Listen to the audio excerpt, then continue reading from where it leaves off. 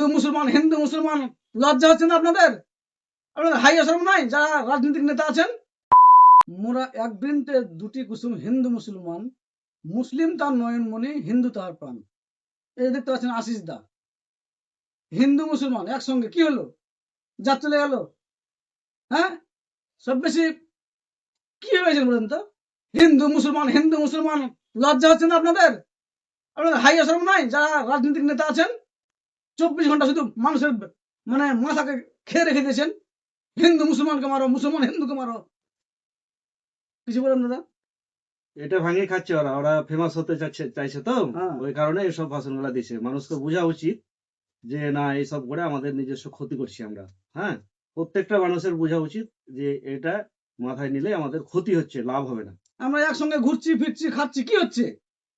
যে যার ধর্ম সেটা পালন করছে, তো আপনার কি এতে ক্ষতি হচ্ছে? ঠিক আছে, তাই বলবো সবাই ভালোভাবে সুস্থ হবে সুশৃঙ্খল ভাবে দেশে বসবাস করুন।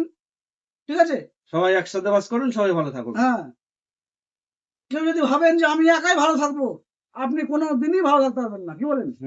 আর রাজনীতিক নেতাদের কথা কেউ শুনবেন না, ঠিক কোনো আছে? রাজনীতির কথা না তো আমাদের সমাজের অনেক ক্ষতি হয়ে যাচ্ছে। হ্যাঁ, আপনারা বুঝতে পারছেন না সেটা।